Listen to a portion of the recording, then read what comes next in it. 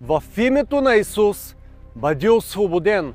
В името на Исус бъди съвършено изцелен, за да прославиш Бог в твоя живот на всяко място, където стъпи твоя крак. Да бъдеш светлина, а не тъмнина. Да завладяваш всяка територия за Исус. И нека чрез теб да се покайват много човеци. И ти да раждаш в духа безкрайно много синове и дъщери на Бога. Нека твоите молитви да бъдат едно благословение за човечеството на тази земя.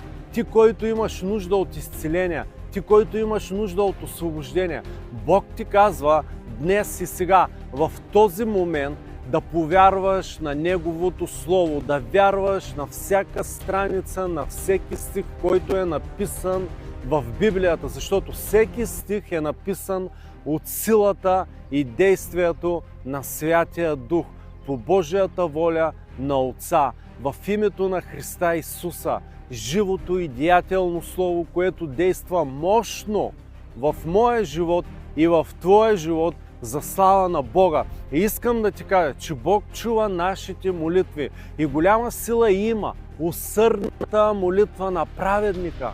Илия беше подобен човек като нас, братя и сестри, и помоли се усърдно, и 3 години и половина ни валя дъжд над Израел. След тези 3 години и половина той пак се помоли усърдно. Бог чу молитвата му и изпрати дъжд на земята, дъжд на човечеството, за да имат какво да ядат, за да бъдат благословени, за да живеят и да не умрат. По същия начин Бог ти казва днес: моли се усърдно, чакай мен, аз слушам твоите молитви.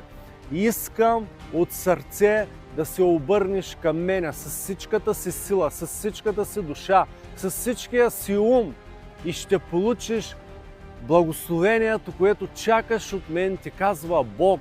Благословение на освобождение, на изцеление, на спасение, защото Божията ръка е мощна и силна да спасява.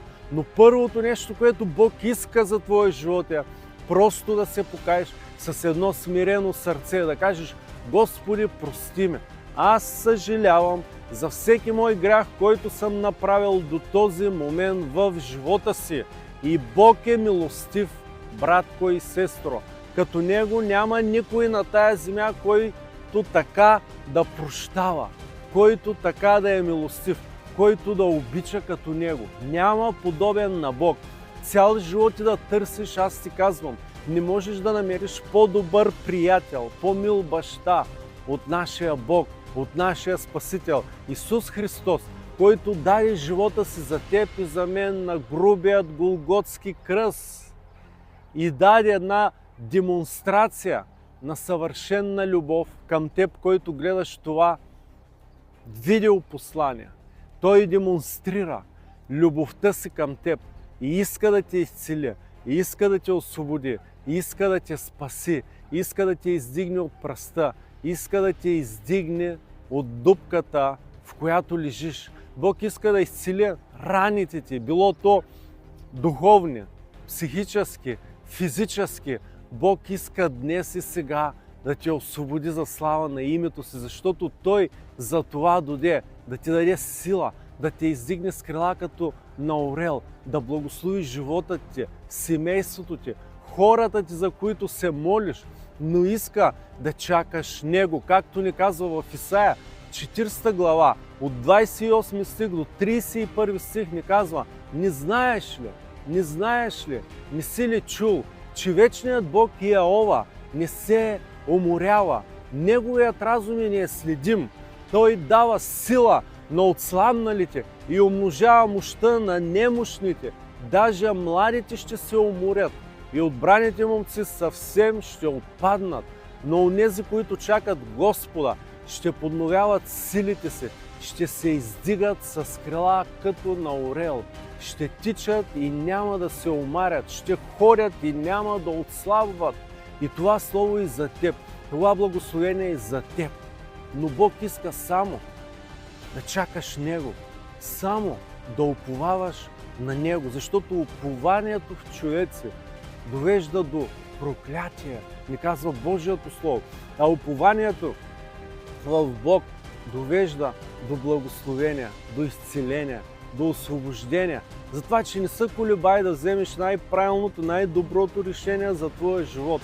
Да уповаваш във всеки един момент на твоя живот в Исус Христос, за твоето изцеление, за твоето освобождение, за твоето благословение и спасение за слава на Бога. Защото Бог не дойде на тая земя, за да ти съди за твоите грешки, за твоите недостатъци, но Бог дойде за тебе болния, да те изцели от всеки грях, от всяка неправда, от всяка болест, от всяка тегота, от всяка мъка, за слава на името си. Бъди благословен в днескашния ден. Сподели това видеопослание, за да достигнем до повече хора, да докосне повече хора. За слава на Бога. Коментирай го, харесай го, за да го издигнеш. За слава на Бога, защото Бог иска, братя и сестри, да светим за Него. Бог иска, братя и сестри, да носим Неговия аромат на всяко място, където отидем. И не се страхувайте, казва Бог и днес, защото в Божието Слово е написано 365 пъти, не случайно, за теб и за мен. Да не се страхуваме, да не се боим, да не се плашим. С други думи, за всеки ден от нашия живот Бог ни казва и днес не се страхувай как ще изкараш до края на месеца, как ще превъзмогнеш това изпитание, това препятствие, тази болест, тази трудност. Бог ти казва, не се страхувай, не се страхувай, аз съм с тебе, само вярвай и ще се избавиш, ще бъдеш победител. Защото Бог ти казва в Исаия 54 глава, 17 стих, нито забележи, нито едно, напиши го в коментарите, това уникално божествено слово, което е за теб и за мен. Нито едно оръжие, скроено против мен, няма да успее. И аз ще победа всеки език, който би се повдигнал на съд против мен. Това е наследството на слугите Господни и правдата ми е от Господа на силите. Амин и амин. Не се бой, Бог е с тебе, където и да отидеш. Той никога няма да те остави. През всичките дни до свършъка на века е обещал, че Неговото присъствие няма да те напусне. Няма създание, няма оръжие, което може да те отделя от Неговата любов. Толкова е голяма към нас, скъпоценни братя и сестри. Бъди изпълнен в този момент с силата и присъствието на Святия Дух. И нека огънят на Святия Дух в този момент да те освободи от всяко отчаяние, от всяка отпадналост, духовна и физическа. Бъди възстановен в името на Исус, който те обича, който даде живота си за тебе. И винаги с протегнати ръце към тебе. Просто чака ти да протегнеш своето сърце към Него. И Той ще те прегърне. И Неговата прегръдка знава, че освобождение от всеки гняв. Бъди благословен в днескашния ден, скъпоценни братко и сестро. Амин и амин.